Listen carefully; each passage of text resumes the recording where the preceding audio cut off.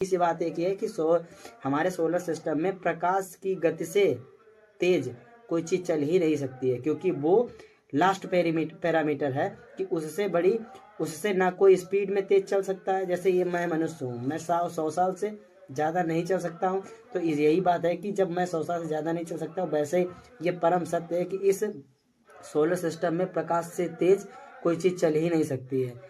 और वो इसलिए नहीं चल सकती क्योंकि इसका जो डायमेंशन है वो इसी के हिसाब से मतलब सेटअप है कि उससे ज़्यादा ना कोई तेज चीज़ चल सकती है। और उस गति से अगर किसी ऑब्जेक्ट को चलाएंगे तो वो ऑब्जेक्ट ही नहीं रहेगा, एनर्जी इतनी डेवलप होगी वो ऑब्जेक्ट ही खत्म हो जाएगा। तो घूमती है सूर्य के अराउंड, वो कभी कम हो जाता है कभी ज़्यादा हो जाता है। जरूरी नहीं है कि 365 दिन 6 घंटे में ही पृथ्वी सूर्य का पूरा चक्कर लगाए। उसकी बात यह है क्योंकि पृथ्वी सूर्य का चक्कर लगाती है, उसकी दो गतियां हैं, एक रेवोल्यूशन है और एक रोटेशन है। रेवोल्यूशन जो अर्थ के चारों ओर जो लगाती है उसको कहते हैं, और अर्थ के चारों वो अर्थ सूर्य के चारों ओर जो चक्कर लगाती है उसको रेवोल्यूशन कहते हैं। और जो खुद की एक्सिस पे घूमती है उसको रोटेशन बोलते हैं। जो दो तरीके से इफेक्ट होता है, उसकी वजह क्या है? उसकी वजह सूर्य पृथ्वी को अपनी तरफ खींचता है, एक तो ये हो गया। जो अर्थ का सूर्य को के चारों ओर चक्कर लगाने से, अर्थ जो सूर्य के चारों ओर चक्कर लगाती है तो सूर्य भी अर्थ को अपनी ओर खींचता है। उसकी वजह से उसका जो रेवोल्यूशन है उस पर इफेक्ट पड़ता है। जरूरी नहीं है कि वो लगातार जो घूम रही है वो उतनी गति से घूमती रहेगी। सूर्य जब ज़्यादा तेजी से खींचेगा तो इसका जो घूमना है वो थोड़ा कम हो जाएगा, कभी ज़्यादा हो जाएगा। तो ये टाइम जो है वो कांस्टेंट नहीं है। उसकी बाद दूसरी वजह, अर्थ सूर्य के जो चारों ओर चक्कर लगाती है। मान लीजिए यहाँ पे सन है, यहाँ पे सन है, ठीक है। अब अर्थ उसके पास है, ठीक, उसके पास दूसरा प्लेनेट है, मान लीजिए मार्स है। अब मार्स क्या है? जो सन अर्थ को अपनी तरफ खींचता है, तो यहाँ पर जिस बल से खींचता है अर्थ को वो कांस्टेंट नहीं, वो उतना है।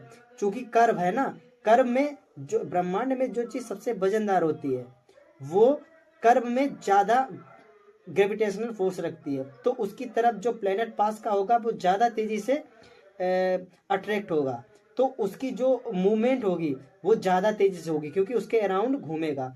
अब जो दूर पड़ जाता है, मान लीजिए मार्स है, तो अर्थ जो सन है मार्स को कम प्रेशर से खींचेगा, कम प्रेशर से खींचेगा, मतलब कम बल से खींचेगा। तो ये क्या करेगा?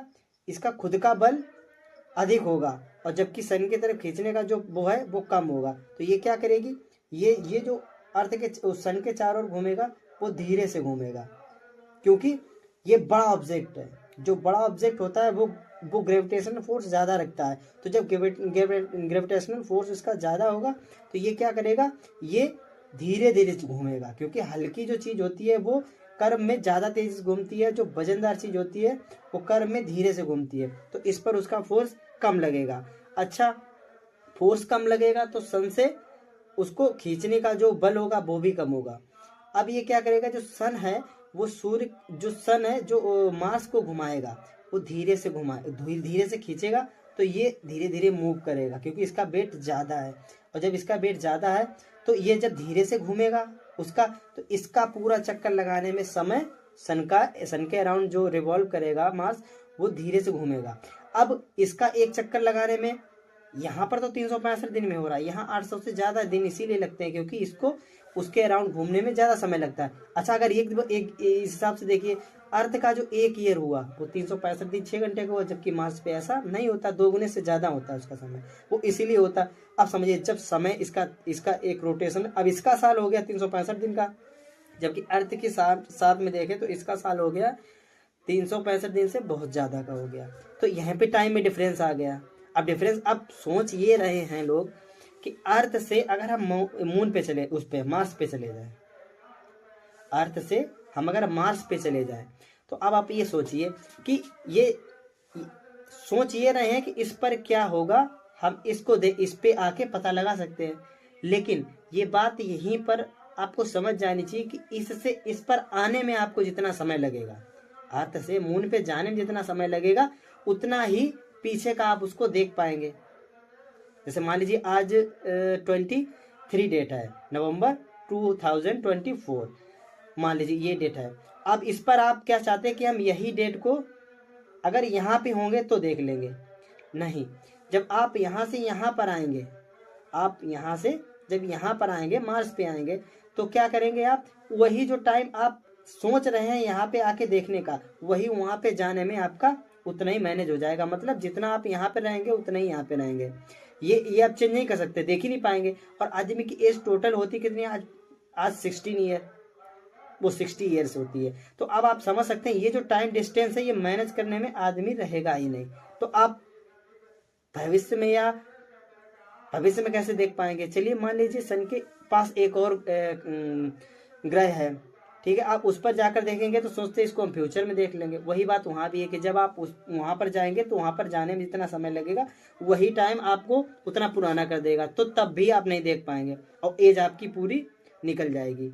ठीक है, तो ये इतना पॉसिबल नहीं है, आप इसको नहीं देख पाएंगे कि ये समय कितना आगे हो जाएगा या पीछे हो जाएगा।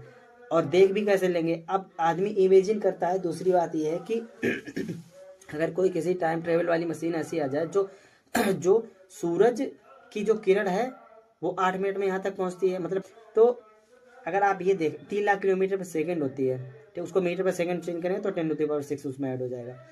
अब आप ये समझिए कि अगर वो किरण की गति से अगर कोई चीज ऑब्जेक्ट चलेगा तो पहली बात तो उतने बराबर चलना चाहिए, मतलब 3 लाख किलोमीटर पर सेकेंड की स्पीड से चलना चाहिए। लेकिन उसकी सबसे बड़ी बात यह है कि जो प्रकाश जिससे बनता है उसमें फोटान होते हैं, और फोटान का जो मास होता है वो नगण्य होता है, मतलब उसको गिना नहीं जा सकता है। अब फोटान का द्रव्यमान इतना नगण्य है और जब वो इतनी स्पीड से चलता है तब भी वो बना रहता है। लेकिन अगर कोई उससे बड़ी चीज बनेगी और इतनी गति से चलेगी तो उसका जो रासायनिक मापदंड है वो इस लायक नहीं है किसी ऑब्जेक्ट का जो उस गति से चल पाए, क्योंकि उसमें इतनी एनर्जी जनरेट होती है। जो फोटान कम मास का होता है वो तो झेल जाता है, ठीक है, वो उसके बावजूद भी फोटान बना रहता है, लेकिन उससे जब कोई ऑब्जेक्ट होगा तो वो इस गति से कभी भी मूव नहीं कर पाएगा, क्योंकि फोटान जब नगण्य है उसमें इतनी एनर्जी जनरेट हो जाती है, ठीक है, जो इतनी स्पीड से चलती है। और इसकी जो एनर्जी होगी वो कितने लेवल पे बढ़ जाएगी, फिर वो ऑब्जेक्ट रहेगा भी या नहीं रहेगा इसका कोई पता नहीं है। इतना ऑब्जेक्ट ये बढ़ जाएगा, इस ऑब्जेक्ट की एनर्जी इतनी बढ़ जाएगी कि वो ऑब्जेक्ट ही खत्म हो जाएगा। क्योंकि एनर्जी जब बढ़ती किसी ऑब्जेक्ट में डाली जाती है तो क्या होता है, उसमें उसके जो अपने तत्वों में विभक्त होने का जो गुण होता है उसमें विभक्त होगा, तो वो ऑब्जेक्ट रहेगा ही नहीं।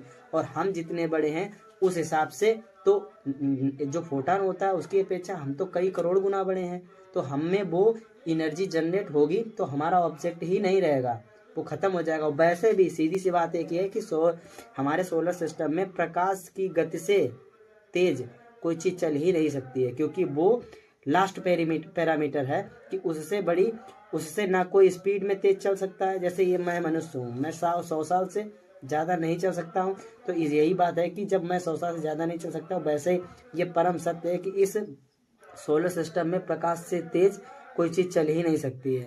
और वो इसलिए नहीं चल सकती क्योंकि इसका जो डायमेंशन है वो इसी के हिसाब से मतलब सेटअप है कि उससे ज़्यादा ना कोई तेज चीज़ चल सकती है, और उस गति से अगर किसी ऑब्जेक्ट को चलाएंगे तो वो ऑब्जेक्ट ही नहीं रहेगा, एनर्जी इतनी डेवलप होगी वो ऑब्जेक्ट ही खत्म हो जाएगा।